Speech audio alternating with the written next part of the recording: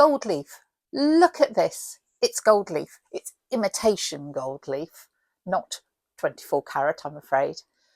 But join me and I'll show you how simple it is to use this in your artwork. I'm going to be using it with watercolours, and sadly we cannot use watercolour on top of gold leaf, so we have to gold leaf round our image.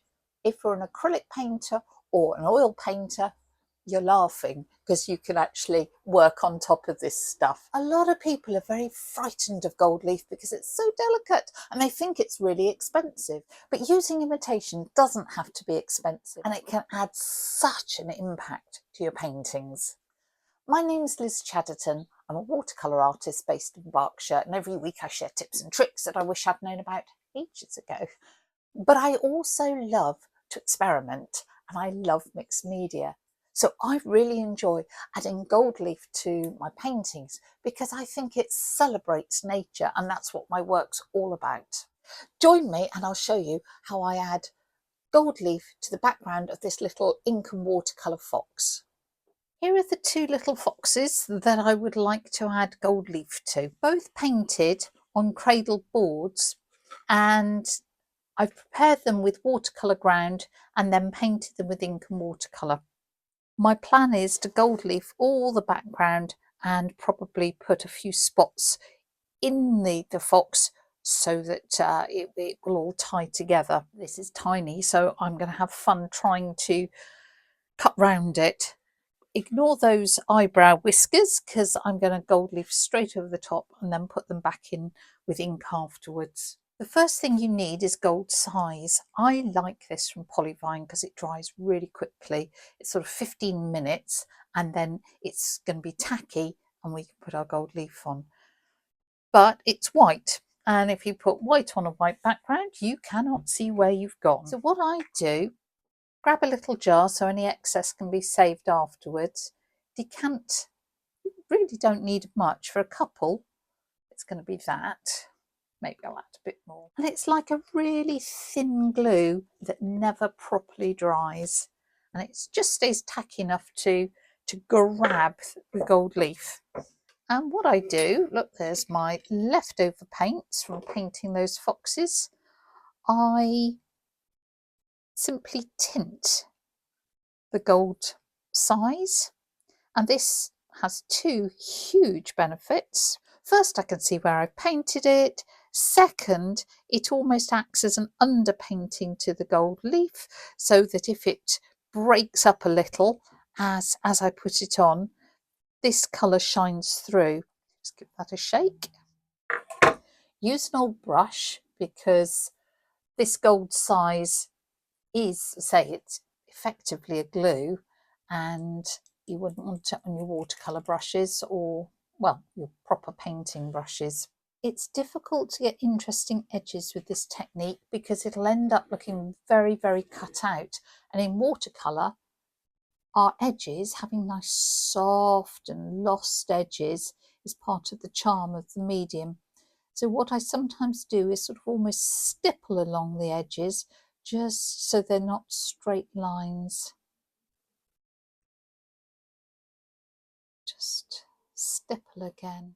And then on any larger areas like this, you want to get it as flat as possible, because what we don't want to do is our brush strokes to show through. And usually I'd say use a far larger brush. But because this is a small fiddly one, I am using a small fiddly brush. You can use gold leaf on paper, canvas, boards, pretty much any surface. Should I have missed any parts, which is always a possibility, and it shows up once I've gold leafed, well, you can always put a second layer on. So it's actually a very forgiving process. Now what I want to do is put some little dots within the fox, and often I would just sort of spatter them in. But because this fox is so tiny, I think my spatters might end up too large. So I'm just putting tiny dots with the end of my brush. You can actually put dots bigger ones on the background if you want. They'll take a while to dry, but they will stay raised, and I think that sort of little extra sort of 3D effect is rather nice. When you're happy with the application, just put it to one side. So here's my larger one. It's only 30 by 30. So again, I'm just trying to get that softer edge around its muzzle. If there's anything in the background like this splodge, or like I haven't quite got the shape of the nose there, again, this can disguise the whole thing. Now on this one, I'd almost forgot, I am going to do the edges gold. So remember I'd already put ink on the edges of the little one, so let's not forget that. You can see why tinting the gold size makes this so much easier, can't you? It doesn't have to be a thick layer, because when you see the gold leaf you will realise just it's like butterflies' wings.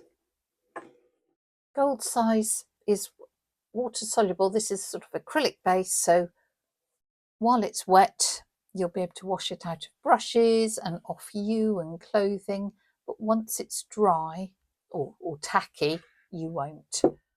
If you can't get hold of Polyvine, there are lots of other great water-based gold sizes out there. So just putting on a few dots. Don't know whether it's going to be dry enough there. That one might spread. I'll keep an eye on that. Okay, let's come back in an hour or two. This is what imitation gold leaf looks like. If I line it up correctly, I reckon we can do the top pretty much in one. And all you do after this is dried, I'm supporting it on the backing paper, we just put it in place. And now I need to do the edges. So what I do is sandwich a piece just between two bits of the backing paper and cut some strips that will be wide enough to do the edges with a bit of an overlap. If you try and cut the leaf just on its own without the backing paper, or with just a single bit of paper behind it, tends to stick to the scissors. So I just find this the easiest way of doing it. If this was real gold as opposed to imitation, we would collect every scrap and we would recycle it, get it melted down, sell it for its scrap value. But this, you can be a little less concerned about.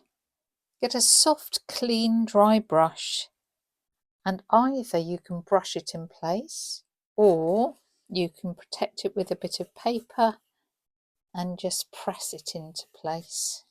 We're now going to take that soft, clean brush, very gently remove the excess. But of course what we can do is use a little of that excess just to patch up that edge. And these little excess bits are called skewings. And if you get any gaps, they are called holidays, and we use the skewings to fill up the holidays.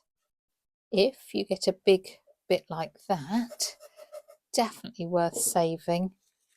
And I just sandwich it between a bit of the backing paper to keep it flat for next time. Just clean off those edges. How easy is that? Now we need to put the whiskers back in here, and my pen will work on top of the gold leaf. It wouldn't give me a very solid area if I wanted to sort of colour in, but just for a line it's fine. What you can do is use an acrylic marker, and again the acrylic marker will actually go on top of the gold leaf. When you're sure it's finished, don't forget to sign it, but then it needs to be sealed because imitation gold leaf will tarnish with time. So what I like to do is use a gloss varnish over it to keep that high gloss, a spray varnish, and I'd spray the whole thing.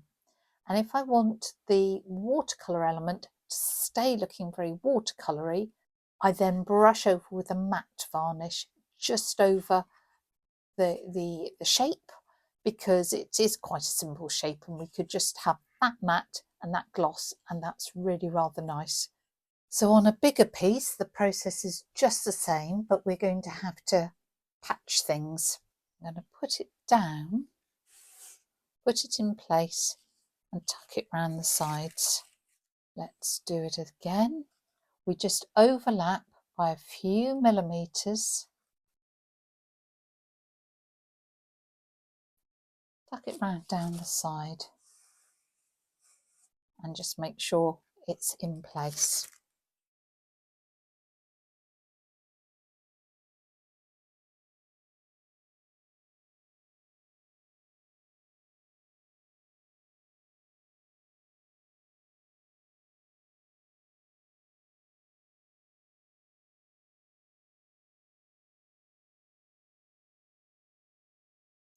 And here's the finished piece. I have put multiple layers of gloss varnish across the back, which seals that imitation gold leaf. And then if I wiggle it around, you can see the fox itself is matte. I put a brushed matte varnish across that just to get that slight difference of sheen, which I rather like. And then I've popped it in a simple float frame and it's ready to hang. And here's the mini version. I hope that's taken some of the fear out of gold leaf, and you can see how you can use it in your artwork to give that little bit of bling.